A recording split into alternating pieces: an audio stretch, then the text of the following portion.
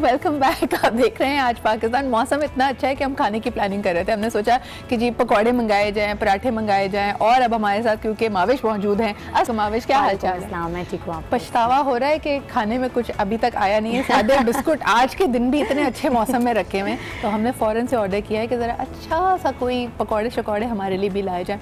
लेकिन जी एक अहम बात यह है कि कराची के मुख्तलिफ इलाकों में बारिश शुरू हो चुकी है, और अगर अभी आप घर से नहीं निकले हैं या फिर रोड पे हैं, निकलने वाले हैं, सो प्लीज़ बी केयरफुल। और इसका हरगिज़ ये मतलब नहीं है कि घर में मौजूद लोग फौरी तौर पे अपने उस शख्स को जो घर से बाहर निकला उसको कॉल करें और ये बताएं कि तुमने ज़रा केयरफुली ड्राइव करनी है। वो अगर सड़क पे हैं तो प्लीज़ उनको सड़क पे फोकस करने दें। लेकिन आज जो हमारा टॉपिक है, इन तेज़ तूफ़ानी हवाओं के साथ साथ हमने भी सोचा कि ऐसी तूफ़ानी हवाएँ हमारे जहन में, हमारी ज़िंदगी में भी गुजरती हैं। बल्कि इंटरेस्टिंग बात यह है कि जब भी मूवीज़ में या ड्रामों में हम कोई ऐसा सीक्वेंस देखते हैं जहाँ कोई कैरेक्टर पछता रहा होता है या माजी की यादों में चला जाता है, तो उस वक्त भी पीछे ऐसी तूफ़ानी हवाओं का सिलसिला होता है ना माविश। तो साथ का अल्लाह मियां ने थोड़ा साइड इफ़ेक्ट्स और विजुअल इफ़ेक्ट्स हमें दिए हैं इस मौजू के लिए। हम रिकॉल करना शुरू कर देते हैं मूवीज़ में, ड्रामाज में देखकर हमें अपनी ज़िंदगी के वो वक्त याद आना शुरू हो जाता है जब हमारे साथ भी में भी इस फेज़ से हम भी गुजरे हों। और मुझे ऐसा लगता है कि ज़िंदगी में हर इंसान कभी ना कभी इस तरह के फेज़ से गुजरता है। वैसे तो मेरी ज़िंदगी का असूल ये है कि पछतावे नहीं रखने चाहिए, क्योंकि ज़िंदगी बहुत छोटी चीज़ है, जो गुजर गया वो गुजर गया।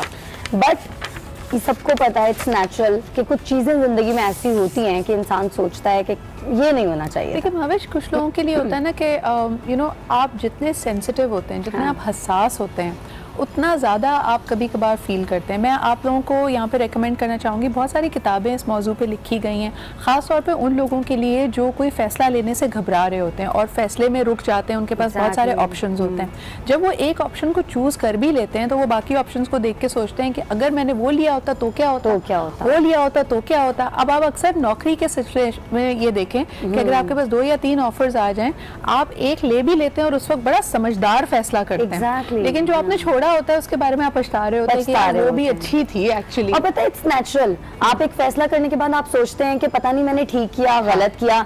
तो इसका आसान हल ये है कि इंसान सोचे कि अब फैसला कर लिया है ना, अब अच्छा या बुरा खुद जिम्मेदार है। अच्छा, इसकी वजह से कई लोग फैसला ले भी नहीं पाते, वो स्टक हो जाते हैं ये सोच के कि भाई पता नहीं सही फैसला क्या है। तो वो उसके लिए आपकी टिप क्या है, जब आपके सामने ऑप्शंस आ जाते हैं and you have to pick one, तो किस चीज़ को यानी अकड़ बकड़ करती हो या फिर वो जैसे लोग कहते हैं कि इस्तिखारा निकाला जाए? सबसे बेहतरीन हल तो यही होता है कि आप इस्तिखारा निकालें, सही, क्योंकि अल्लाह ताला से बेहतर तो कोई सजेशन आपको दे नहीं सकता। और अगर आपने इस्तिखारा नहीं करना, तो अगर मैं अपनी बात करूं तो मैं अपने दिल की सुनती हूँ। अगर मुझे लग रहा हो कि ये फैसला मेरे लिए ठीक है, तो मेरा दिल, मुझे ऐसा लगता है कि मैं मुतमईन हो जाती हूँ। मैं सोती हूँ, जब मैं सोकर उठती हूँ तो अगर मैं गलत फैसला ले रही हूँ तो पता नहीं मैं बहुत बेचैन होती हूँ। हाँ, वैसे ये आपकी इंट्यूशन कहते हैं कि एक मसल की तरह, जैसे हम जिम में जाके अपना मसल स्ट्रॉन्ग करते हैं ना, आप सुने सबकी, लोग जो आपको मशवरा दे रहे हैं वो जाहिर सी बात है आप मशवरा किसी ऐसे ही शख्स से ले रहे हैं जो आपका वेल विशर है, तो वो आपको अच्छा मशवरा तो दे रहा है, लेकिन उसके साथ साथ अगर कभी कभार हम मशवरा भी वो चाहते हैं जो हमारे दिल में चल रहा होता है कि बस वो बात कोई रिपीट कर दे, कोई हमें पीछे जरा सी थपकी दे दे और कहे कि हाँ जो तुम कर रहे हो वो बिल्कुल सही है। और समटाइम्स, सॉरी मैं आपको कट कर रही हूँ सीधा, समटाइम्स ये होता है कि लोग जो आपको मशवरा दे रहे होते हैं ना, वो लोगों की नज़र से सही होता है, लेकिन आपको खुद पता होता है कि ये चीज़ आपके लिए ठीक नहीं है। लाइक फॉर एग्जाम्पल, जब स्टूडेंट्स कोई कॉलेज में अपनी डिग्री का इंतखाब कर रहे होते हैं, तो उस वक्त हर कोई ये कहता है कि नहीं जी फाइनेंस कर लो, चार्टर्ड अकाउंटेंट बन जाओ। क्या पता आपका दिल डॉक्टर बनने का था या आप कुछ और करना चाहते थे। बल्कि यही सवाल हमने लोगों से भी किया, उनसे पूछा कि ज़िंदगी में पछतावा आता है, किस स्टेज पे आता है। और ख़ास तौर पे लोग ये देखते हैं कि मिड एज में या फिर बुढ़ापे में जाके आप बहुत सारी चीज़ों को रिकॉल करने लगते हैं, आपके मिजाज में भी थोड़ी तब्दीली आती है। अगर आप बड़े ही गर्म मिजाज थे और आपका मिजाज आहिस्ता आहिस्ता ठंडा हुआ है, तो बहुत सारी पुरानी माजी की यादें आती हैं और उसमें आप सोचते हैं यार उस वक्त अगर मैंने इतना गुस्सा ना किया होता तो शायद कुछ और सूरत हाल होती। चलिए आपको चल के ये रिपोर्ट दिखाते हैं जहां हमने लोगों से मशवरा लिया, उनसे पूछा। और दूसरा ये भी कि हमारी स्क्रीन पे आप नंबर्स देख सकते हैं, हमें कॉल करके बताइए कि अगर आपकी लाइफ में कोई रिग्रेट्स हैं और अपने आप को उस वक्त आप पैसिफाई करने के लिए क्या करते हैं, इसके ऊपर हम बात करेंगे। लेकिन first let's take a look at this report.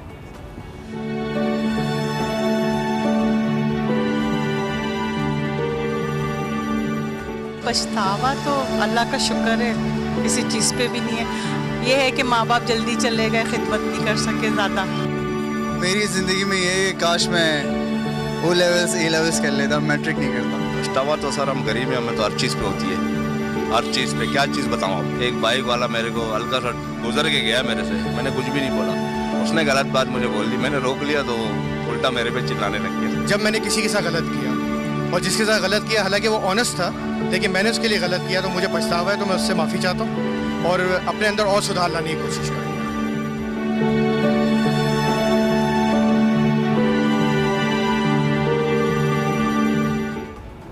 जी जनाब, कई लोग ये भी कहते हैं कि पछतावा एक ऐसी सोच है, एक ऐसे इफ्स एंड बेट्स, जैसे ज़िंदगी में आपके अगर मगर आते हैं ना, अगर ऐसा होता, काश ऐसा होता। वैसे तो ज़िंदगी को गुजारने का सुनहरी उसूल ये है कि आप ज़िंदगी में कोई काश अगर मगर की गुंजाइश ही ना रखें। अगर आपके सामने कोई ऐसी सिचुएशन आई है जिस अपॉर्चुनिटी को लेते हुए आप घबरा रहे हैं और आप ये सोचें कि जी पता नहीं मुझे करना चाहिए या नहीं, आपके लिए बेस्ट ऑप्शन उस वक्त ये है कि आप ये सोचें कि कहीं ऐसा तो नहीं कि साल भर के बाद, 6 महीने के बाद आप उस अपॉर्चुनिटी को देखेंगे और ये सोचेंगे कि काश मैंने वो ले ली होती। इसकी बहुत अच्छी मिसाल माविश, जब मैं डिबेट्स करती थी तो एक कंपटीशन आया जो मेरे ओ लेवल्स के एग्ज़ाम से बिल्कुल कॉन्ट्रडिक्ट कर रहा था। मैं कराची से सिलेक्ट हुई थी टू कम्पीट इन लंदन, तो मैं अपने सब लोग मुझे कह रहे थे कि भाई कॉम्पिटिशन्स तो आनी जानी शय है, दोबारा चली जाना, अगले साल चली जाना, चलो कराची में तो जीत गई हो, क्या हुआ अगर इंटरनेशनल में नहीं जा रही। वाहिद मेरे नाना अब्बा थे, उन्होंने कहा कि तुम इतने सारे स्टूडेंट्स में से सिलेक्ट हुई हो तो तुम हमेशा लाइफ में पलटकर इस मोमेंट को देखोगी और कहोगी कि काश मैं उस वक्त चली जाती। तो अपनी ज़िंदगी में इस काश की गुंजाइश ना करो, जस्ट डू इट, कर गुजरो। और वाकई I think that was the best decision I ever made. आप वापस आके आप अगले साल, अगले 6 महीने के बाद पेपर्स दे सकते हैं, लेकिन वो जो थ्रिल और अपॉर्चुनिटी थी वो दोबारा नहीं आनी थी। और इस तरह तो बहुत दफा होता है लाइफ में हमारे साथ, कुछ अपॉर्चुनिटीज हमें सिर्फ एक ही दफा मिलती हैं। बिल्कुल। और जब हम उनको अवेल नहीं करते तो कुछ टाइम बाद हम सोचते हैं काश मैंने इसको अवेल किया होता। लेकिन माविश, व्हाट अबाउट गरम मिजाजी, गुस्सा? आपको लगता है कि कई दफा जिंदगी में हम अच्छी अपॉर्चुनिटीज को खो देते हैं अपने गुस्से की वजह से, क्योंकि हमें पता होता है ना, अगले को भी आपकी नेचर पता है, लेकिन आपने एकदम आग बगूला होना है, आपने कोई ऐसी बात कर देनी है, कोई ऐसा एक्शन ले लेना है, ग्लास पटक देना है, कुछ कर देना है जो फिर इरिवर्सिबल होता है। एग्जैक्टली। तो ऐसा कभी हुआ है? ऐसा गरम मिजाजी और ये वाला जो गुस्सा है ये तो नहीं, लेकिन हाँ मुझे गुस्सा आता है अगर कुछ गलत हो रहा हो। कुछ गलत हो रहा हो तो मेरा गुस्सा जायज है और मुझे लगता है कि ये होना भी चाहिए, लेकिन मैं काफी स्ट्रेट फॉरवर्ड हूँ। उसके लिए अपने लिए स्टैंड लेना तो बहुत अच्छा है। कॉलर हमारे साथ है, उनसे बात करते हैं। हेलो जी, अस्सलाम वालेकुम इमरान। उप्स, कॉल ड्रॉप हो गई।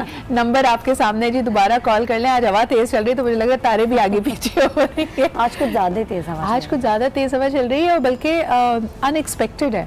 हम वाकई जो कहते थे ना कि climate change is not real, कई लोग इस बात पे पछता रहे होंगे। जैसे हमारे अपने घर में इस वक्त बड़ा सफाई का एक तूफान आया हुआ है क्योंकि सबने कहा है कि जी रमजान से पहले व्हाइट वॉश भी होना है। तो जो बाहर बहुत चमचमाती हुई गमले और दीवारें नजर आ रही थी, अब सारे पछता रहे होंगे कि गीले पेंट पे जाके मिट्टी चिपक गई है। पता नहीं वो अचानक से हुआ है। खैर हम अपने टॉपिक पर आते हैं। आपने पूछा कि गरम मिजाजी, ऐसी बात नहीं है, लेकिन हाँ मुझे ऐसा लगता है कि मैं बहुत स्ट्रेट फॉरवर्ड हूँ। मुझे गुस्सा आ जाता है अगर कुछ गलत हो रहा हो, तो उस टाइम ये होता है क्योंकि मैं स्ट्रेट फॉरवर्ड बहुत हूँ तो मैं फौरन जवाब दे देती हूँ। लेकिन माविश, आजकल ये ट्रेंड देखा है तुमने कि हमारे यहाँ पाकिस्तानी मूवीज एक तो बड़ी कम ही बन रही हैं, और जो बन जाती है तो अक्सर एक्टर्स और एक्ट्रेसेस ये आके क्लेम कर रहे हैं कि जी ये मूवी तो पहले हमें ऑफर हुई थी, तो अब वो जब बन गई है और वो हिट हो गई है तो एक तरह से ये पछतावा ही है ना कि काश हमने कर ली होती, हाँ कह लिया होता। हाँ, ये मुझे लगता है ये वैसे थोड़ा सा अनफेयर है, क्योंकि जब मूवी प्लान हो रही होती है तब तो बड़े सारे लोगों को ऑफर होती है, लेकिन जिसने की होती है मूवी इवेंचुअली उसी की होती है। कॉलर हमारे साथ है, उनसे बात करते हैं। हेलो जी, अस्सलाम वालेकुम। जी वालेकुम अस्सलाम, मैं लाहौर से बात कर रही हूँ, करीमा। जी सरीमा, क्या कहेंगी? हाँ माशाल्लाह आपका प्रोग्राम बहुत अच्छा है। Thank you. और जहाँ तक बहुत अच्छा प्रोग्राम है आपका, माशाल्लाह बहुत अच्छा बोलती हैं आप। बहुत शुक्रिया। हाँ बस कहना ये था कि पछतावे से आप रिलेटेड बात कर रही हैं जी। तो मैं यंग बच्चों को ये एडवाइस देना चाहूंगी अपने एक्सपीरियंस पर कि बच्चे जो पढ़ना चाहें जी उनको उसी लाइन पर जाने देना चाहिए। बिल्कुल। जैसे मैं अपनी मिसाल आपको दूं कि मैं लॉयर बनना चाहती थी, मगर मेरे फादर मुझे एडवाइस करते थे कि चूंकि वहाँ का माहौल अच्छा नहीं है, कोर्ट्स का वहाँ मुजरिम आते जाते हैं और आप अच्छे घर के हो, तो आप वहां ना जाओ, आप प्रोफेसर बनो, लेक्चरशिप करो। बिल्कुल। खैर मैंने अपने फादर के कहने पे माशाल्लाह लेक्चरशिप करी, 8 साल पढ़ाया माशाल्लाह। अब अल्हम्दुलिल्लाह बच्चों को पढ़ा रही हूँ। जबरदस्त। फैमिली मतलब हाउस वाइफ हूँ अपने, मैंने 8 साल कराची में पढ़ाया। आपकी बात को अगर मैं थोड़ा सा कुरेदूं और थोड़ा सा पूछूं आपसे, तो जैसे अक्सर माँ बाप बच्चों को जब एडवाइस देते हैं तो वो उनको पछतावे से बचाना चाहते हैं, यानी वो प्रोटेक्टिव हो जाते हैं। वो कहते हैं कि कहीं आप जिंदगी में कोई गलत फैसला ना ले लें, लेकिन बच्चों की ख्वाहिश होती है कि भाई मैं सही करूं गलत करूं, मुझे अपने दिल की करने दें। तो इसके बीच में लाइन कैसे, यानी how do we balance these two opinions? नहीं, मैं आपसे ये कह रही हूँ कि जिस तरह बच्चा चाह रहा है कि मैं डॉक्टर बनूं, मगर पेरेंट्स कह रहे हैं कि नहीं तुम्हें सीए करना है। सही। तो बच्चा चूंकि मेडिकल में इंटरेस्टेड है, तो अब मैं अपना एक्सपीरियंस अब अपने बच्चों पर नहीं लाद रही। अब मैं अपने बच्चे को यही कहती हूँ, माशाल्लाह में मेरा बेटा, तो मैं उसको सुने और कुछ अपनी भी मनवाएं, ऐसा ना हो कि आप ओवर प्रोटेक्टिव हो जाए। Thank you very much Salima for calling us. एक और कॉलर हमारे साथ हैं, उनसे भी बात कर लेते हैं। हेलो जी, अस्सलाम वालेकुम। उप्स, ये कॉल ड्रॉप हो गई। आवेश, एक छोटे से ब्रेक की तरफ हमें बढ़ना पड़ा है। ब्रेक के बाद वापस आएंगे, कॉन्वर्जेशन यहीं से चलाएंगे, खास तौर पे रिश्तों में जो पछतावा होता है। कई लोगों को, जैसे अभी हम वॉक्स पॉप्स में भी सुन रहे थे, एक खातून ने कहा कि जी मेरी वालदैन क्या जल्दी इंतकाल हो गया तो मैं उनकी खिदमत नहीं कर पाई, या फिर कई दफ़ा रिश्ते ख़त्म हो जाते हैं गुस्से में, तो और या आपस में बातचीत बहन भाइयों की बंद हो जाती है, और जब आप पलट कर देखते हैं आप कहते हैं इतना वक्त गवा दिया, काश हम ही पहल कर लेते। तो इस पर बात करेंगे जी एक छोटे से ब्रेक के बाद।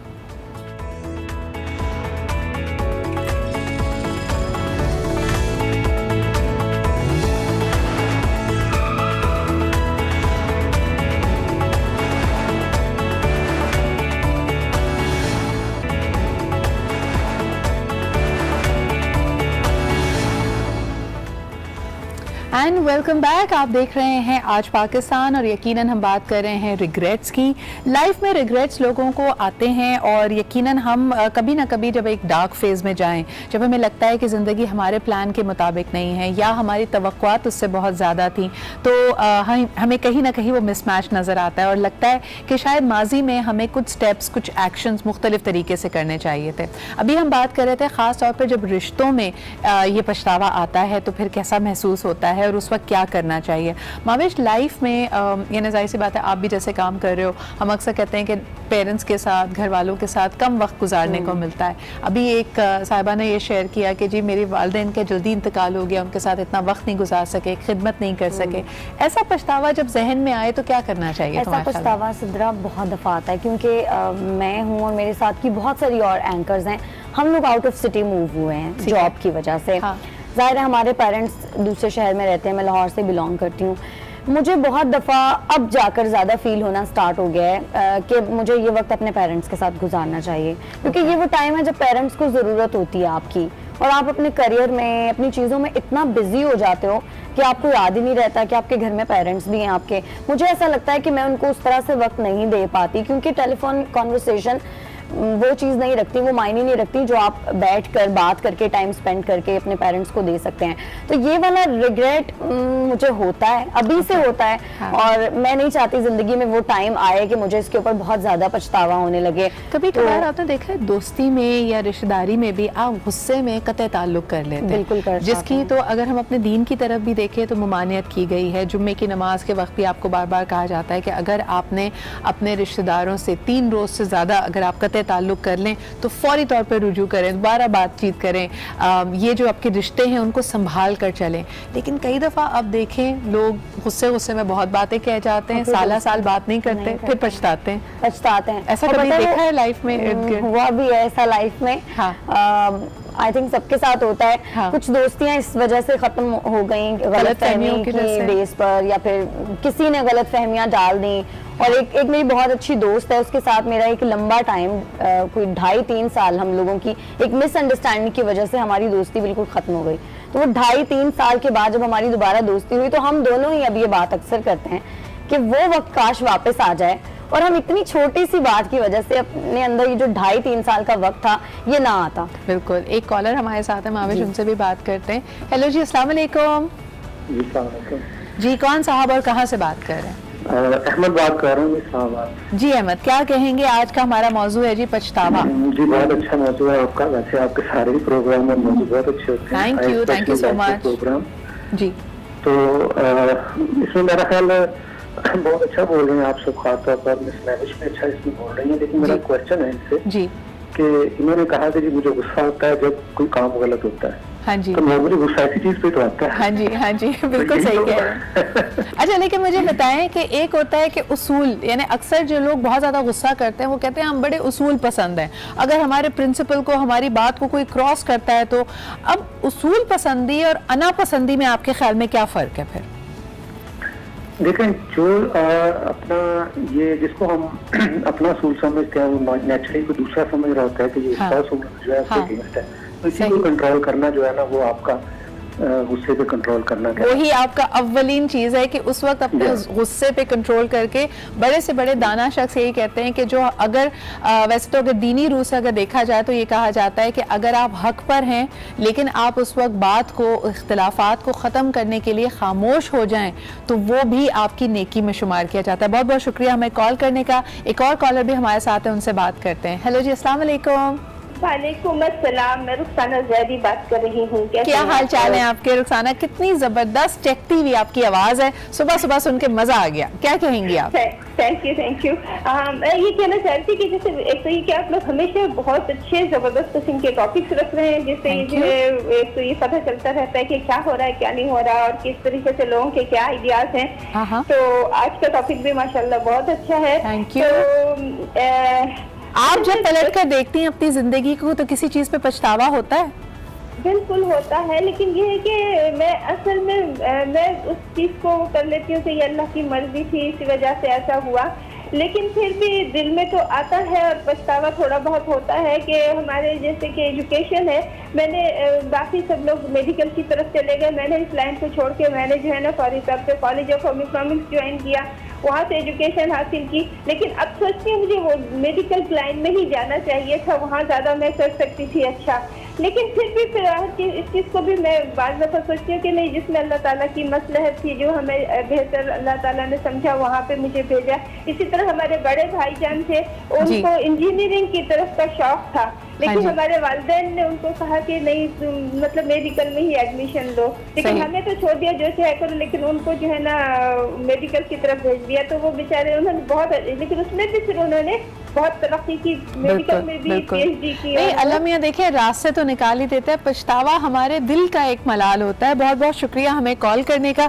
अच्छा जी, यहाँ पे थोड़ा सा लाइट हार्टेड ये भी कहते रहे कि अक्सर पेरेंट्स को जब आप इतनी बड़ी बड़ी फीस देते हैं स्कूल की और बच्चों को किसी अच्छे स्कूल में पढ़ाते हैं, तो बच्चे जब बदतमीजी करते हैं या आपस में उनकी लड़ाई होती है तो पेरेंट्स को बड़ा पछतावा होता है कि इतने इतने पैसे दे रहे हैं तुम्हारी फीस के लिए, फिर भी करना तुम लोगों ने वही अजीब सी हरकतें हैं। ये तो बात ये हमने हर एक ने सुनी है ना, ये वाली डांट हमने भी सुनी, सबने सुनी है, और कुछ जुमले ऐसे हैं जो सब पेरेंट्स के सेम हैं। अच्छा मुझे ये बताओ कि हाँ, अम्मियों को एक ही स्क्रिप्ट दिया है, चाहे वो खैबर से लेके कराची तक एक ही बात करती है सारी। लेकिन माविश मुझे बताओ, फैशन में कभी पछतावा हुआ है कि तुमने समझा हो कि यार मैं ना ये करा के मैं बहुत हसीन हो जाऊंगी, ऐसा हेयर कट कराती हूँ, ऐसे बाल बनाती हूँ, और जब वापस आई हो कर ये तो कुछ रॉन्ग होगी। एक दफा हुआ था, खैर बहुत पुरानी बात है, यूनिवर्सिटी के टाइम में लंबे बाल थे मेरे, काफी लंबे और अच्छे खूबसूरत बाल थे। मैंने उनको बस कटिंग के शौक में कि मैं हेयर कट करवा लेती हूँ, आजकल फैशन है, मैंने हेयर कट करवा लिया। उस दिन मैं बहुत रोई और मुझे याद है मैं अगला एक हफ्ता रोती रही और मुझे लगा कि मैंने अपनी जिंदगी की सबसे बड़ी गलती की। माविश, ये तुम्हें लोगों ने एहसास दिलाया कि गलती हो गई या तुम्हें खुद ही एहसास घर जाने के बाद एकदम जब भी नहीं, सैलून पर ही मैंने रोना शुरू कर दिया कि आपने मेरे इतने छोटे बाल कर दिए। परेशान हो गई होंगी, क्या करें? पता नहीं, यूनिवर्सिटी के टाइम या स्टूडेंट लाइफ में आपको छोटी छोटी बातें भी हर्ट करी होती हैं, और अब मैं अगर सोचती हूँ तो मैं सोचती हूँ ये इतनी छोटी बात। वैसे आपस की बात है, ये बड़ा अच्छा तुमने पॉइंट यहाँ पे टच किया। आपको बताते चलें कि मेरे बहुत सारे दोस्त सैलून ओनर्स हैं, तो वो स्टाइलिस्ट हमेशा ये कहती है कि अगर हमें लगता है कि कोई बड़ा डिप्रेस्ड आया है या घर में कोई बात ऐसी हो गई है जिससे वो भी बड़े बुझे हैं, अगर वो आके हमसे कोई एक्सट्रीम मेकओवर की बात करते हैं ना कि जी हमारे बाल बहुत छोटे कर दें या इनको पर्पल डाई कर दें, तो हम जरा उनको कहते हैं आज ना करें, आज आपका मूड जरा खराब है, जब मूड अच्छा हो तो इसको दोबारा सोच लें, कहीं पछतावा ना हो। एक कॉलर हमारे साथ है, उनसे बात करते हैं। हेलो जी, अस्सलाम वालेकुम। वालेकुम अस्सलाम जी, कौन साहिबा कहाँ से बात कर रही हैं? वालेकुम। कराची से बात कर रही हूँ, शहर। अच्छा, मुझे बताएं, कल देखती हूँ जी, मुझे आपका बहुत, आप मुझे बहुत पसंद है, आप बहुत थैंक यू सो मच, बहुत शुक्रिया। मुझे बताएं कि आप कराची से क्योंकि कॉल कर रही हैं, कल आपने, क्योंकि अब माशाल्लाह रमज़ान की आमद है, तमाम ही घरों में हम देख रहे हैं कि स्प्रिंग क्लीनिंग, सफाइयाँ, आपने कल अगर जम के सफाई की है और आज जो ये तेज़ तूफानी हवा ने फिर सारा तितर बितर कर दिया, बड़ी सारी मिट्टी आ गई, आपको पछतावा हो रहा है? नहीं, ये है पछतावे, ये इतने मामूली पछतावे नहीं है। मेरी जिंदगी का सबसे बड़ा पछतावा है जी, वो मैं आपको बताती हूँ। मेरी छोटी बहन थी, उनके इंतकाल को 7 साल हो रहे हैं। तो मैं दोपहर को उनसे मिलने गई हूँ और मैं थोड़ी देर उनके पास बैठ के आई हूँ और मैं शाम को मगरिब के बाद उनका इंतकाल हो गया। मुझे इतना पछतावा है कि मैं उनके पास थोड़ी देर क्यों नहीं बैठी दोपहर को, कि मैं इतनी जल्दी उठ के आ गई। और यकीन करिए, मैं सारी जिंदगी मुझे इतना पछतावा है। आप सही कह रही हैं। अक्सर जब लोग चले जाते हैं इस दुनिया से तो हम फील करते हैं कि पता नहीं, शायद वो हमसे कोई बात कहना चाहते थे, थोड़ा वक्त हमने निकाल लिया। और ख़ास तौर पे हमारा प्रोग्राम वो लोग जो अगर देख रहे हों, जो अपने करीबी रिश्तेदारों के साथ उसी शहर में या उसी मुल्क में नहीं रहते, उनके जहनों में ये बात बहुत ज़्यादा होती है। मैं तो रहते हुए और मैं दोपहर को मिल के आई हूँ और वो मुझे देख रही हैं और मैं बस जल्दी से उसके आ गई कि मेरी बेटी को आना था ऑफिस से, मैं आ गई। और मुझे इतना अफसोस, रात को मैं गई हूँ और उसको इंतकाल उसका हो गया था। आप बस अल्लाह ताला आपको सब्र भी दे और दूसरा ये कि आप उनके हक में दुआ किया करें। देखिए, हमारा तो वैसे भी यकीन ये है कि हम जब दुआ करते हैं या उनके लिए कोई उनके नाम पे कुछ देते दिलाते हैं तो वो भी तोहफे की तरह उन तक पहुँचती है। तो आई होप कि आपको इस बात से थोड़ी तसल्ली हो और आप इस पछतावे की फीलिंग से बाहर निकल पाएं। Thank you so much for calling in. Mavesh, ये जो बात होती है ना, बड़ी तकलीफ देह है ना, कि आपका कोई बहुत करीबी शख्स अगर दुनिया से चला जाए तो आप फिर सारी चीजें रिग्रेट में होते हैं कि काश मैंने वक्त ज्यादा कर लिया होता, फोन किया होता, टाइम स्पेंड कर लिया होता। बहुत बड़ा रिग्रेट है। और पता, रिसेंटली मेरी एक दोस्त है, उसके साथ ऐसा ही हुआ, उसकी मदर की डेथ हो गई। वो भी इसी तरह आउट ऑफ सिटी जॉब करती थी, तो वो हर वक्त रोती रहती है और यही कहती है कि काश मैंने ये वक्त अपने पेरेंट्स के साथ, अपनी माँ के साथ गुजारा। देखिए, इसके लिए हम एक छोटी सी बात मैं ज़रूर कहना चाहूँगी कि ये ह्यूमन फीलिंग्स हैं, आप इस फीलिंग से भाग नहीं सकते और कहीं ना कहीं आपके दिल में ये मलाल ज़रूर रहेगा। लेकिन इम्पॉर्टेंट चीज़ ये है कि ये अल्लाह ताला के हुक्म से होता है और इसको ना आपका साथ होना ना आपका दूर होना टाल नहीं सकता था उस घड़ी को। एक और कॉलर हमारे साथ हैं, उनसे बात करते हैं। हेलो जी, अस्सलाम वालेकुम। वालेकुम सलाम। सिद्रा, कैसी हैं? याहिया बात कर रहा हूँ। मैं बिल्कुल ठीक ठाक याहिया, आप कैसे हैं?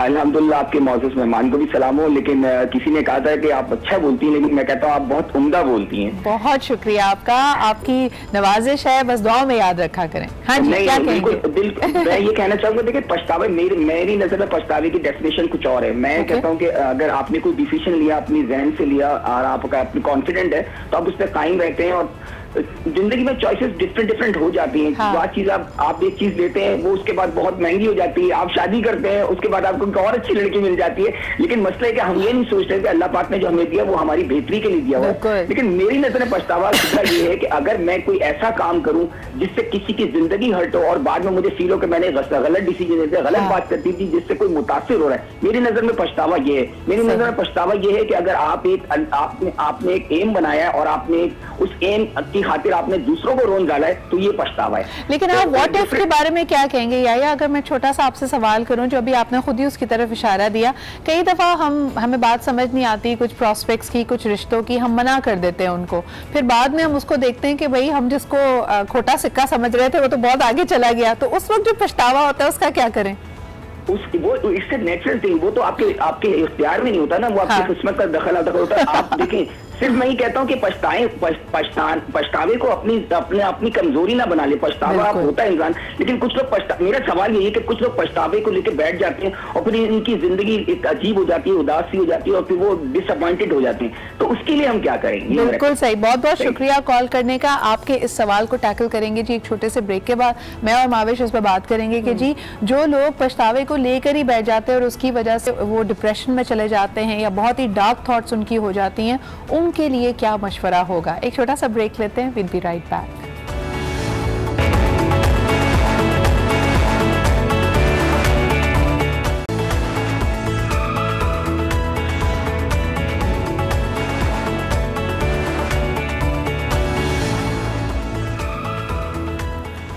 And welcome back. आप देख रहे हैं आज पाकिस्तान और यकीनन हम बात कर रहे हैं रिग्रेट्स की।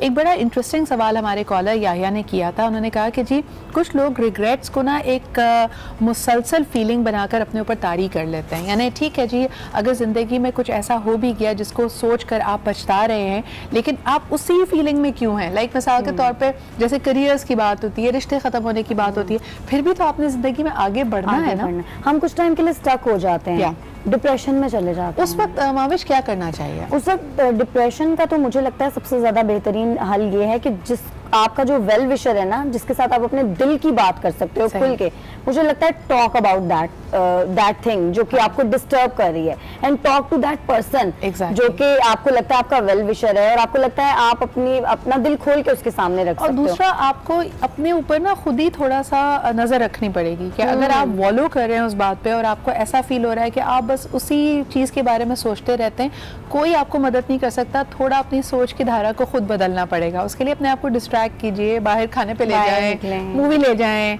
फूल देखें, कोई नई चीज अपने आप को इंस्पायर, कोई किताब पढ़ लें।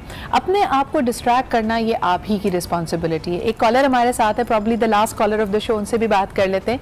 हेलो जी, अस्सलाम वालेकुम। हेलो, लाइन ड्रॉप हो गई, सो सॉरी। अगर आप कॉल करना चाहें कर सकते हैं, but we have very little time left. तो माविश, अपनी जिंदगी में जब अपने इर्द गिर्द जैसे आपने मशवरा दिया, आपके पास अगर कोई आपका दोस्त आए और वो यही बात करे कि मुझे इस बात पे बड़ा पछतावा है, और अब वो जाहिर सी बात है आपके सामने एक ऐसी सिचुएशन हो जिसको वक्त में कोई टाइम मशीन तो है नहीं कि पीछे जाके सही कर सकें, तो आप उनको बेस्ट एडवाइस क्या देती हैं? अगर मेरे साथ इस तरह हो, मेरे बहुत सारे फ्रेंड्स ऐसे हैं, मेरी बहुत सारी दोस्तें ऐसी हैं जो कि मुझसे अपने दिल की बात करती हैं, और जाहिर है वो कुछ समझती हैं तो अपने दिल की बात करती हैं। वो जब इस तरह की बात मुझे करती हैं तो मैं उन्हें यही समझाती हूँ कि देखो वो जो वक्त था वो अब गुजर गया, अब वो ना तो वक्त वापस आना है, ना वो अपॉर्चुनिटी वापस आनी है, या ना वो इंसान वापस आना है। हमें बहुत आगे बढ़ना चाहिए। जिंदगी में एक तकलीफ रह जाती है ना कि काश हर चीज़ का एक बड़ा अच्छा, किसी ने मुझसे मीम शेयर किया था, बल्कि सेइंग शेयर की थी कि कुछ लोग आपकी ज़िंदगी में एक रीज़न की वजह से होते हैं, कुछ लोग आपकी ज़िंदगी में एक सीज़न के लिए होते हैं। तो वो जब मौसम बदल जाता है, सीज़न ख़त्म हो जाता है, तो पछतावे के बजाय उसको अच्छे से गुड बाय कीजिए और उनके लिए भी अल्लाह से दुआ मांगिए कि वो भी खुश रहें और आप भी खुश रहें। एक लास्ट कॉलर हमारे साथ है, उनसे बात कर लेते हैं। हेलो जी, अस्सलाम वालेकुम। क्या हाल चाल है आपके? अल्हम्दुलिल्लाह। क्या कहना चाहेंगे हमारे टॉपिक के बारे में? सबसे पहले तो आपकी तारीफ करना चाहती हूँ, माशाल्लाह आप बहुत अच्छा शो करती हैं। Thank you. और हमेशा टॉपिक बहुत जबरदस्त होते हैं, आपकी आवाज, आपका बोलने का स्टाइल, हर चीज मेरे लिए बहुत अहम है माशाल्लाह। बहुत बहुत शुक्रिया। आपकी कॉल लेके मुझे बिल्कुल पछतावा नहीं हो रहा है, बहुत खुशी हो रही है। हाँ जी, क्या कहना चाहेंगे हमारे टॉपिक के लिए? बंदी हूँ कि जिसकी लाइफ में बहुत बड़े बड़े ब्लेंडर्स हुए, लेकिन मैंने कभी भी उनसे पछतावा नहीं महसूस किया। मैंने हमेशा ये सोचा कि ठीक है ये रब की रजा है, और मैं आगे बढ़ गई अल्हम्दुलिल्लाह। कभी भी मैंने नाकामियों की तरफ पीछे मुड़ के देखा नहीं, और अल्लाह का लाख लाख शुक्र है कि मुझे कभी भी उसके लिए पछताना नहीं पड़ा कि मैंने किसी भी चीज के लिए उसके लिए मैंने उस चीज को अपने लिए कमजोरी नहीं बनाया। तो मुझे बताएं कि ये जो हिम्मत है, यानी कई लोग इस वक्त ये कॉल सुन के सोच रहे होंगे, अभी भी हम जैसे बात करते हैं बड़ा नेचुरल होता है पछताना, तो आपने अपने अंदर ये हिम्मत कैसे पैदा की कि कोई भी अगर नाकामी आई तो उस पर पछताए बगैर आगे बढ़ना? बस मेरी ये सोच है शुरू से कि जो मेरे नसीब में है वो मुझे मिलते रहेगा, और जो मेरे नसीब में नहीं है उसमें रब की रजा है। और हमेशा मैंने अपने लिए यही सोचा कि व्हाट अ वंडरफुल थॉट। बहुत बहुत शुक्रिया हमें कॉल करके ये बात करने का। Thank you very much for calling. और माविश आपका भी बहुत शुक्रिया यहाँ होने के लिए। लेकिन it's a brilliant note to end the show, जिसमें उन्होंने कहा कि वैसे तो हम समझते हैं कि जिंदगी आपके इर्द गिर्द चल रही है, रवां दवा है। अगर आप ये सोच लें कि जिंदगी में जो कुछ भी हो रहा है वो आपके फायदे के लिए हो रहा है और आप उसको मैसअप नहीं कर सकते, तो यकीनन जिंदगी में से पछतावे खत्म हो जाएंगे। इसी के साथ मुझे यानी सिद्रा को इजाजत दीजिए। कल आपके सामने फिर हाजिर होंगे नए टॉपिक्स, नए गेस्ट और एक जबरदस्त लाइनअप के साथ। तब तक अपना ख्याल रखें और खासतौर पे जो तूफानी हवाएं चल रही हैं इससे जरा बच के रहें और अपनी एहतियात करते रहें। आपसे कल मिलते हैं। खुदा हाफिज।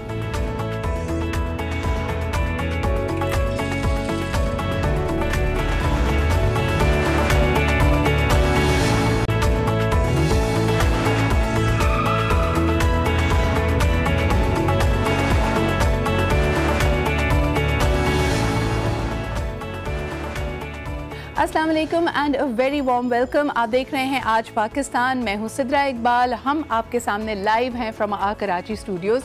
स्टूडियो में आवाज़ नहीं आ रही, लेकिन बाहर आप कल से देखें अगर तो शदीद तूफ़ानी हवाओं का सिलसिला जारी है। रात 3 बजे तक लोगों को ऐसा लग रहा था वो किसी जी हॉरर शो में बैठे हुए हैं, क्योंकि खिड़कियाँ बज रही थी, हवाएँ चल रही थी, बारिश भी थोड़ी थोड़ी हो रही थी।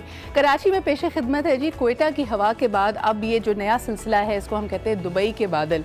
बड़े अरसे से they have been trying to change the weather in Dubai, जहाँ पे शदीद गर्मी होती है वो अफोर्ड भी कर सकते हैं। They have been seeding clouds. 2 रोज़ कबल अगर आपके कोई जानने वाले दुबई में हैं तो आप अपनी फेसबुक की टाइमलाइन पे देखेंगे कि वहाँ पे शदीद बारिश हुई, ज़बरदस्त बारिश हुई। लोगों ने कहा हम प्रिपेयर्ड नहीं हैं दुबई में मॉनसून के लिए, लेकिन अब यही सिलसिला ऐसा लगता है कराची में दाखिल हुआ है।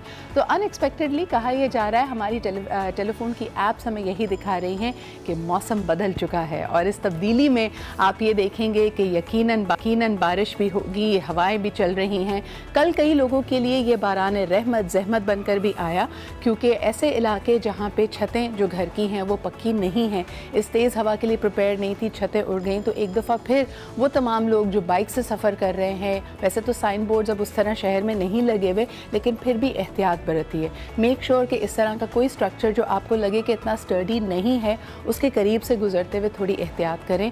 इसके अलावा पैनिक बिल्कुल ना करें। हम कराची वाले क्योंकि कभी कभी बारिश होती है तो हम समझते हैं कि बारिश हो और हो सकता है ट्रैफिक जाम हो जाए, उससे पहले घर पहुंच जाएं। इसकी वजह से पहले ट्रैफिक जाम हो जाता है। तो मेक श्योर कि आप थोड़ा सा लाइटली लें। अच्छा दिन है, इसको बारिश के साथ पकौड़ों के साथ एंजॉय करें। और ख़ास तौर पे आज हमारे पास बड़ा ज़बरदस्त लाइनअप है। आज हम बात करेंगे जी, सबसे पहले आपको मैदान में मुलाकात कराएंगे एक ऐसे पाकिस्तानी की जिन्होंने अपने ख्वाबों को सच करने के लिए बहुत मेहनत की। मेहनत से मुराद है कि बेंचमार्क कई दफ़ा एक सोसाइटी में क्रिएट करना बहुत इंपॉर्टेंट होता है।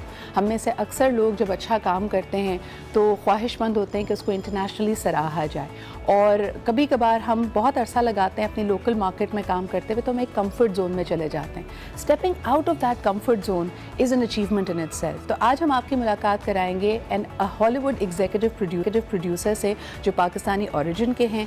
इन्होंने अब तक लगभग 3 मूवीज़ हॉलीवुड में प्रोड्यूस की हैं, चौथी मूवी ऑन द वे है, और इसके बारे में उनसे जानेंगे कि ये कितना रिस्की होता है। अभी तक तो लोग पाकिस्तान में ही इन्वेस्टमेंट करते हुए, ख़ास तौर पर मूवीज़ में इन्वेस्ट करते हुए सोच रहे हैं कि रिटर्न्स क्या।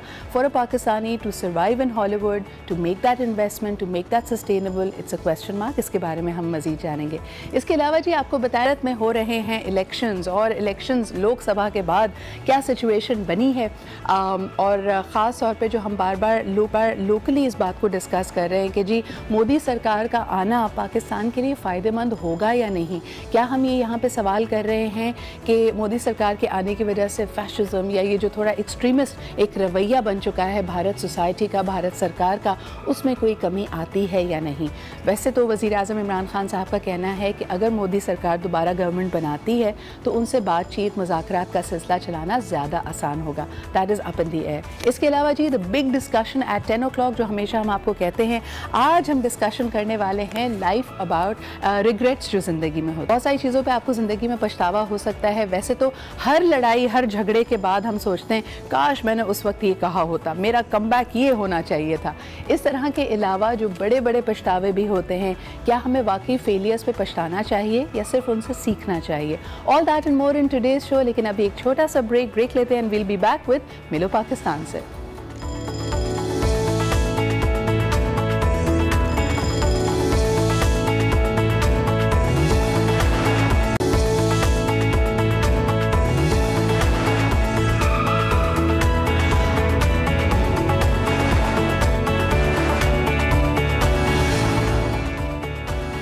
And welcome back after the break. आप देख रहे हैं आज पाकिस्तान। यकीनन बताया जा रहा है मुझे कि कराची में बारिश भी शुरू हो गई, कई इलाकों में थोड़ी थोड़ी। सो एंजॉय कीजिए हमारा प्रोग्राम। आप देख रहे हैं एक अच्छे से चाय के कप के साथ। और अब वक्त हुआ है जी मिलो पाकिस्तान से। हमारी कोशिश होती है कि ज़रूर आपको ऐसे पाकिस्तानियों से मिलवाएं जो अचीवर्स हैं, जिन्होंने ना सिर्फ अपने काम के ज़रिए बल्कि अपनी लगन के ज़रिए अपने लिए ना बहुत कुछ अचीव किया है और दूसरों के लिए भी they have become role models. So first and foremost आपकी मुलाकात कराते हैं जी हबीब पराचा से। He is an executive producer in Hollywood of Pakistani origin. कितना चैलेंजिंग था ये, कितनी अपॉर्चुनिटीज़ हैं, किस तरह आप you can pave your way in Hollywood, ये हम इनसे जानेंगे। लेकिन सबसे पहले इनके बारे में आपको दिखाते हैं एक रिपोर्ट। जी जनाब, तो आज हमारे मेहमान हैं हबीब पराचा। अस्सलाम वालेकुम and a very good morning to you. Good morning and अस्सलाम वालेकुम to you and your audience. Thank you Habib. मुझे ये बताएं कि लुक्स वेरी एक्साइटिंग, बहुत सारे लोगों का ख्वाब है पाकिस्तान में जो लोग एक्टिंग कर रहे हैं, डायरेक्शन कर रहे हैं, टू एंटर हॉलीवुड। आपके लिए what was the beginning, how did you go about it? Well basically ji about some time back in 2014 okay, मेरे काफ़ी सारे दोस्त थे LA में, तो उनको पता था कि मुझे बहुत शौक है मूवीज़ का एंड पूरी ज़िंदगी I been very much into watching movies like much I think any young Pakistani, and the opportunity came about and I went to LA and had some meeting with some producers. उधर से the opportunity further developed कि जी आप एक movie में invest करें and उसमें सीखें, काम करें साथ, तो I took it on. And what was the most exciting part? क्योंकि अभी मैंने recently देखा कि आप ज़ाबन में भी you were at Zabist Institute और उनका एक media event था, you were speaking there. So when you speak to young students जो media बाकायदा पढ़ रहे हैं, वो आ रही होगी, उनमें से कई लोग एक्टर्स बनना चाहते हैं, डायरेक्टर्स बनना चाहते हैं, but being an executive producer, not a lot of people think about that.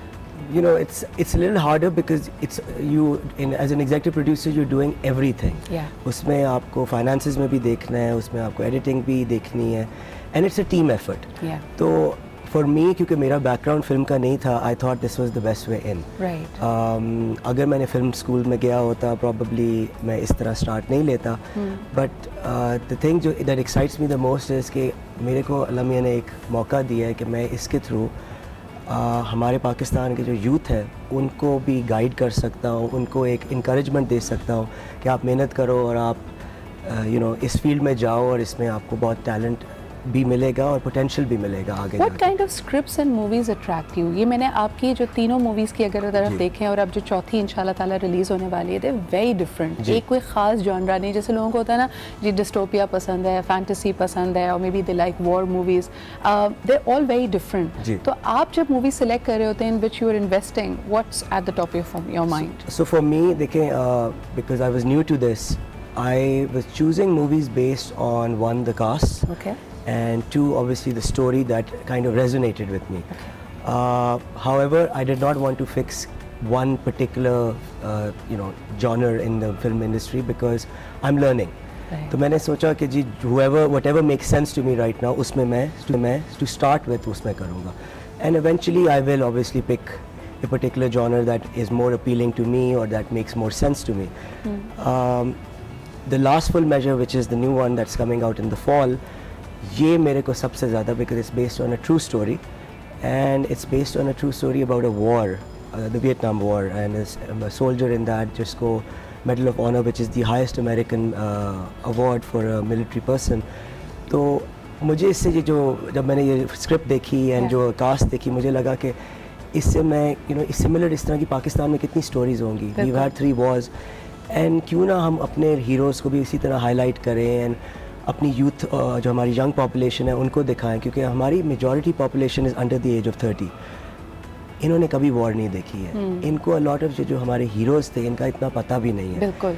तो क्यों ना हम इनको हाईलाइट करें और हम एक पॉजिटिव रोल मॉडल्स अपनी सोसाइटी में दिखाएं. Absolutely. जिन्होंने हमारे मुल्क के लिए किया कुछ और अपनी सैक्रिफाइस की ज़िंदगी या और किसी तरीके. हबीब, थोड़ा मैं जानना इस बारे में भी चाहूँगी कि आपका हॉलीवुड एक्सपीरियंस कैसा रहा, क्योंकि देखिए बाहर बैठे हुए अक्सर लोग इसके बारे में बड़ी कॉन्स्पिरेसीज़ करते हैं, कहते हैं कि फॉर ब्राउन पीपल अगर हम देसी हैं तो हमारे लिए वहाँ अपनी जगह बनाना बहुत मुश्किल है, अगर आप मिडल ईस्टर्न हैं तो लोग कहते हैं आपको टाइप कास्ट किया जाएगा. So how difficult was it for you to make your place in Hollywood? I've never let that be a shortcoming or a hindrance. Okay. Because I am Pakistani. I'm very proud of the fact कि I'm a Pakistani, and मैं पूरी दुनिया में बड़ा खुशी से ये और फ़ख्र से बोलता हूँ कि मैं पाकिस्तानी हूँ.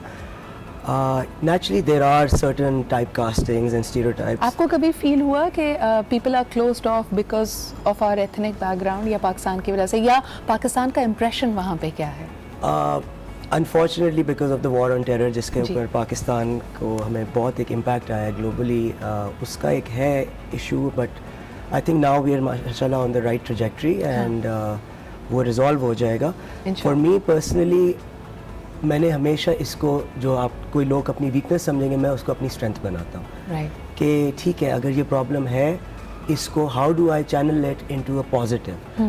And you have to overcome this. So you make it into a strength and you make it a challenge, personal challenge कि जी मैंने इसको overcome करना है. कभी आपको narratives में जैसे आपके सामने कभी script आई हो, वैसे तो you haven't dealt with those issues, लेकिन जो एक आम बात की जाती है, अभी Prime Minister इमरान खान ने भी इस पे statement दी कि there are times when we feel कि there is that that concern, Islamophobia है, लोग मुस्लिम से या मुस्लिम कल्चर से थोड़ा घबराते हैं, डरते हैं या उसको मिसइंटरप्रेट करते हैं. A lot of people when we are watching Hollywood movies, अभी जैसे लास्ट मिशन इम्पॉसिबल भी आप देखते हैं, जो पाकिस्तान की डिपिक्शन है उस पर हम बड़े तिल मिला उठते हैं कि ये क्या दिखा रहे हैं, ऐसा तो नहीं है हमारा मुल्क. नहीं, that's true, but in all fairness to Hollywood, they do this based on whatever is, one is you can say ignorance, but more than that is also what is kind of newsworthy, जो what sells. तो अब जब news में इतना पाकिस्तान के ऊपर negative globally है और ये आ रहा था, तो naturally it's a easier sell. तो they do it from that angle, but I think उसमें हमें एज पाकिस्तानीज उस नरेटिव को चेंज करना है. And we are on that track. We need to be our own country's ambassadors, and I say this to every Pakistani कि हमें अपनी country को represent करना है positive तरीके से. हमें कहीं पे अगर किसी को ये impression आ रहा है, we have to make an extra effort कि हम अपने मुल्क की representation positively और अच्छे तरीके से करें. Absolutely. अच्छा हबीब, आम तौर पे हम लोग ना बड़े frank किस्म के एक society हैं, तो on a light hearted note आपने माशाल्लाह आप चौथी मूवी पे चले गए हैं. I'm sure you have a lot of friends over here. I was also noticing on your timeline आपके और हमारे काफ़ी common actor friends हैं, तो कहते हैं जी हमें भी चांस देना, यानी आप चौथी मूवी बना रहे हैं और लोगों की एक्सपेक्टेशन है फ़ौरन से कि अब पाकिस्तानी टैलेंट को भी एक रूट मिल जाएगा. Have you considered that? I'm looking into that option as well. I think it's a little early. इसलिए कि मैं अभी to be very honest मैं खुद अपने inroads जो हैं कर रहा हूँ. तो for me सबसे पहले I have to have a strong enough, my roots have to be strong enough in that thing before I can bring someone else in. और दूसरा आप because you have something to compare it with. जब आप यहाँ पे locally film producers को या directors को देखते हैं, and I know as well कि आप की जो अब latest movie आने वाली है उसके लिए you're also looking at probably release and distribution in Pakistan. जी बिल्कुल. यहाँ पे क्या सूरत हाल है? Are we a growing industry? A lot needs to be done, or you feel कि we are on the right trajectory? I think we are on the right trajectory. We're still in very early innings. इसमें जो अभी देखें बहुत पैसा भी आएगा और लोग और नए नए एक्टर्स एक्ट्रेसेस आ रही हैं, नए प्रोड्यूसर्स आ रहे हैं, डायरेक्टर्स आ रहे हैं. So this is always a positive. And industry को हमेशा टाइम लगता है डेवलप करने में. सो हॉलीवुड के साथ टू स्टार्ट कंपेयरिंग और even to be honest even with Bollywood from day one it's unfair. Time लगेगा. We need to form our own kind of trajectory. Is there a vision 2025 जिसमें आप कहें कि सिद्रा हो सकता है मैं एक पाकिस्तान मूवी प्रोड्यूस करूं? मेरा प्लान जी इंशाल्लाह है कि within the next year to 18 months. Wow. So it's 2020. Yes, inshallah 2020. Inshallah ताला. Okay. What are your other interests before we wrap up, Habib? मुझे ये बताइएगा कि movies is something which is your passion. But इसके अलावा what are some of the things that you're doing in Pakistan जिसमें आपका बहुत interest है या you feel कि there's a lot of potential in that? So I luckily come from a family which has had a very good background in Pakistan and diverse business portfolio. And even pre-partition my family, my dada was he was in Amritsar. He was given the title of Khan Bahadur by the Viceroy. So I want to do something very positive for our the low income community. तो जो Prime Minister ने जो announce की scheme, इसमें मैं देख रहा हूँ low income housing की तरफ मैं देख रहा हूँ. And also looking at setting up a e-finance, electronic money finance. Because again, this can be given out to the poorest people in Pakistan. It helps them with banking and management of money. Financial inclusion में लेके आते हैं, तो obviously things change. And what is your opinion? Because I know कि जब आपने diverse business portfolio की बात की, तो आप CPEC में भी you're eyeing it, and it's truly a game changer for not just Pakistan but the entire region. उसके potential के बारे में क्या कहेंगे? I think it really is a game changer for Pakistan, and it's very encouraging to see that now finally जो बाकी मुल्क हैं हमारे friendly countries, वो भी इसके अंदर partake कर रहे हैं.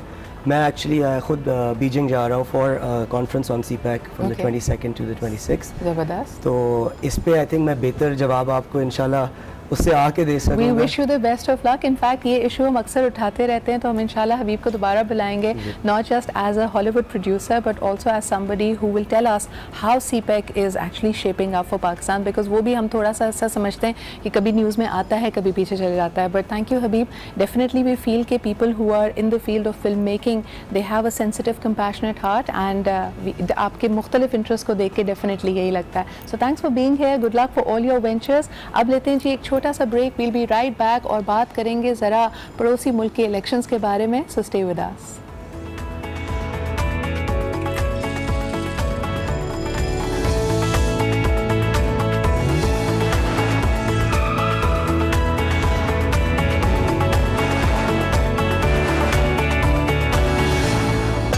जी जनाब, और पड़ोसी मुल्क के इलेक्शन से पहले ज़रा पाकिस्तान में नज़र एक दफ़ा फिर डालते हैं. कई लोगों का ख्याल है, एंड राइटली सो, कि अगर पाकिस्तान में एलिजिबल बैचलर्स की लिस्ट बनाई जाए तो बिलावल भुट्टो जरदारी उसमें टॉप पर आते हैं. तो उनसे ये सवाल तो बनता है कि वो किस किस्म की शरीके हयात का इंतखाब करेंगे, उसके लिए उनका क्राइटेरिया क्या है. तो आइए देखते हैं सवाल का बिलावल भुट्टो जरदारी ने क्या जवाब दिया. जी जनाब, ये जो मोस्ट इम्पॉर्टेंटली का डिस्क्लेमर है ना, इससे प्रूव होता है कि पाकिस्तानी पाकिस्तानी होते हैं. बिलावल भुट्टो जरदारी की बात तो बड़ी इंटरेस्टिंग थी कि उन्होंने कहा कि जी सेंस ऑफ ह्यूमर यानी मिजाज की हिस्स भी होनी चाहिए, अंडरस्टैंडिंग हो, हमारे कुछ ख्यालात मिलते हों, जो कि मेरे ख्याल में बड़ी अच्छी बात है, अंडरस्टैंडिंग होनी चाहिए. लेकिन फिर आखिर में उन्होंने कहा कि सबसे ज़्यादा ज़रूरी है कि मेरी बहनों से बननी चाहिए. तो मेरे ख्याल में ये सवाल अब पाकिस्तानी ज़रूर कर रहे हैं कि चाहे कुछ भी हो जाए, आप किसी भी स्ट्रेटा से ताल्लुक़ रखते हो, सियासत में हो या बिजनेस में हो, आपके घर वालों की रजामंदी और पसंदीदगी आपके लिए बड़ी मायने रखती है, और ख़ास तौर पे मर्द हज़रात के लिए. अच्छा जी, अब चलते हैं हमारे मेन इशू की तरफ, जो कि है भारत में पहला फेज़ जो इलेक्शंस का है वो मुकम्मल हुआ. इसमें हम कह सकते हैं कि तकरीबन 10 करोड़ भारतीयों ने वोट डाला है, और इस वक्त की सूरत हाल के मुताबिक बीजेपी बहुत पावरफुल पोजीशन पे नहीं है. लोगों का ये भी ख्याल था कि 4 साल तो हुकूमत जब इन्होंने की है तो एक बहुत ही मजबूत हुकूमत, एक बहुत ही मजबूत पोजीशन बीजेपी के पास थी.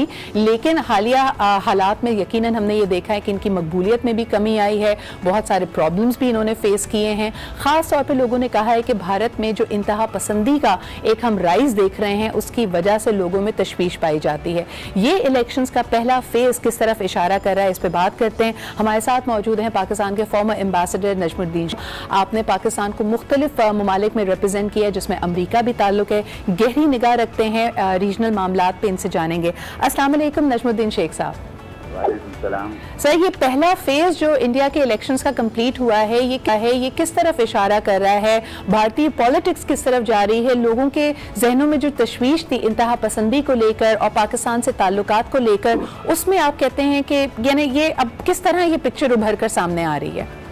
देखिए, अभी तो आपको इलेक्शन में हुआ क्या है, किस तरह वोट पड़े हैं, उसका तो आपको पता नहीं है. जो उन्होंने जो ब्लैकआउट किया हुआ है जी, वो ब्लैकआउट चलेगा जब तक कि 19 मई को ये इलेक्शन खत्म हो और 23 मई को नताइज डिसाइड किए गए. तो अभी ये हम नहीं कह सकते कि 100 करोड़ नहीं, लेकिन 10 करोड़ सर, 10 करोड़ वोट्स पड़े. 10 करोड़ ने जो वोट डाला है जी, वो किस तरफ वोट डाला है उसका पता नहीं है. लेकिन जब हम वहाँ पे ओपिनियन पोल्स वगैरह देखते हैं जो कि इससे पहले किए गए थे, उसमें ये नजर आता है कि हाँ, तशवीश बहुत है कि इक़्तिसादी तौर पे जो उन्होंने वादा किया था कि मैं 10 मिलियन जॉब हर साल पैदा करूँगा, उसमें उनको बिल्कुल फेलियर हुई है. जो डीमोनेटाइजेशन की थी उसके असरात अभी भी चल रहे हैं. अब उनकी कुछ सक्सेसेस हुई हैं जनरल सेल्स टैक्स वगैरह की, लेकिन इक़्तिसादी तौर पे उनके साथ लोग खुश नहीं हैं.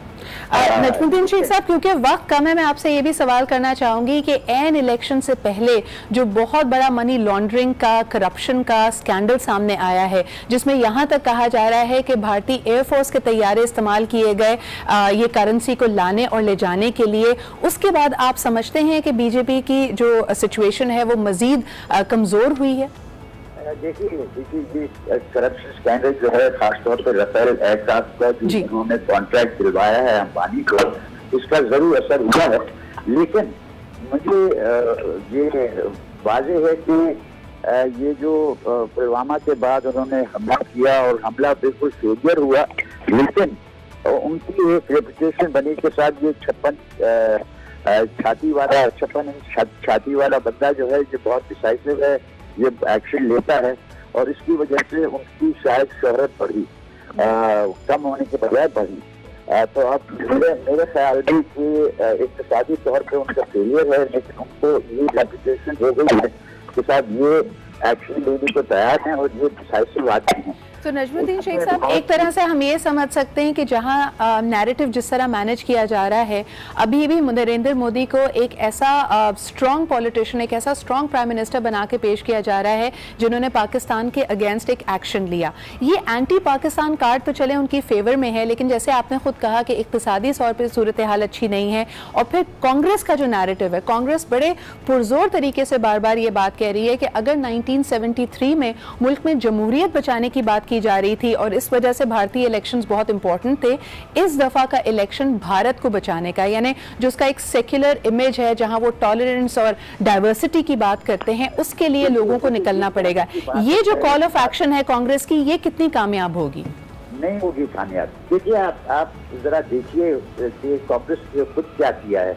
राहुल गांधी हर टेंपल में गए हैं, प्रियंका जो कि अभी आई है वो गई है टेंपल्स में। उनको पता है कि एक हिंदुत्व मूवमेंट की एक खास ताकत है और उस ताकत से अगर नरेंद्र मोदी फायदा उठा रहा है, हम पीछे न रहें। तो ये जो सेक्युलरिज्म बचाने की चीज है वो इस वक्त नेशनल कांग्रेस नहीं कर रही, क्योंकि उनको नजर आता है कि एक वेव है हिंदुत्व की और उस वेव में वो भी शामिल होना चाहते हैं। ये बुरी बात है, लेकिन रियलिस्टिकली ये आपको देखना है कि यही नताइज से चल रहे हैं। अब अगर इसमें तब्दीली आएगी तो वो तब्दीली इस वजह से आएगी क्योंकि दुनिया भर में जो नुक्ताचीनी हो रही है उससे वो नरेंद्र मोदी के लिए एक अहम चीज है। वो कहता नहीं है, लेकिन वो चाहता है कि इसकी इंटरनेशनल इमेज एक नौयत की हो और वो नहीं रहेगी अगर वो इस हिंदुत्व के पास पे बिल्कुल मुकम्मल तौर पे एक्ट करने लगा। बहुत बहुत शुक्रिया नजमुद्दीन शेख साहब हमारे साथ मौजूद होने का और इस तज्ज़िये को हमारे सामने रखने का। परेशान कुन सूरत हाल ये है कि हिंदुस्ता मूवमेंट स्ट्रेंथ एक पकड़े हुए, उसका अपना मोमेंटम है जिसमें कांग्रेस और बीजेपी दोनों ही फ़ायदा उठाना चाहते हैं। लास्ट अगर आप पिछले दिन की गुज़िश्ता रोज़ की स्टेटमेंट देखें नरेंद्र मोदी साहब की, तो उन्होंने भी यही कहा है कि जी हम अब्दुल्लास को और मौलवीज़ को अपना इलेक्शन हाईजैक नहीं करने देंगे, जो कि अपने आप में एक बहुत परेशान कुन बात है। दूसरा ये कि कांग्रेस भी बैकफुट पे आ जाती है, क्योंकि अगर मुस्लिम लीग का झंडा भी उनकी रैली में नजर आ जाता है तो उसको बहुत चुपते हुए अंदाज में बीजेपी के लीडर्स उठाते हैं और एक इलेक्शनियरिंग इस वक्त मोमेंटम डेवलप हुआ है। देखना यह है कि इसका फायदा किसको होता है और इवेंचुअली हुकूमत कौन बनाता है। इसके बारे में हम मजीद प्रोग्राम्स में भी डिस्कस करते रहेंगे, लेकिन अब बढ़ते हैं एक ब्रेक की तरफ। We'll be back with the discussion, so stay with us.